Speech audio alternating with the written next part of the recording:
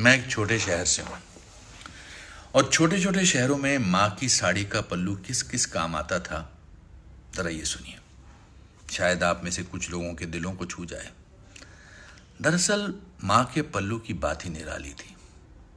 माँ का पल्लू बच्चों का पसीना आंसू पोंछने के लिए तो इस्तेमाल किया ही जाता था, पर खाना खाने के बाद माँ के पल्लू से मुंह साफ करने का अपना एक मजा होता था। कभी आंख में दर्द होने पर माँ अपनी साड़ी के पल्लू को गोल बनाकर फूंक मारकर गर्म करके जब आंख पे लगाती थी तो दर्द उसी समय पता नहीं कहाँ उड़न छू हो जाता था।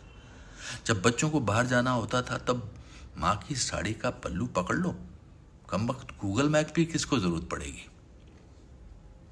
जब तक बच्चे ने हाथ में माँ का पल्लू थाम रखा होता था तो ऐसा लगता था जैसे सारी कायनात बच्चे की मुट्ठी में होती थी। ठंड में माँ का पल्लू हीटिंग और गर्मियों में कूलिंग का काम किया करता था। बहुत बार माँ के पल्लू का इस्तेमाल पेड़ों से गिरने वाली नाशपाती, सेब और फूलों को लाने के लिए भी किया जाता था। माँ के पल्लू में धान, दान, प्रसाद भी जैसे तैसे इकट्ठा हो ही जाता था।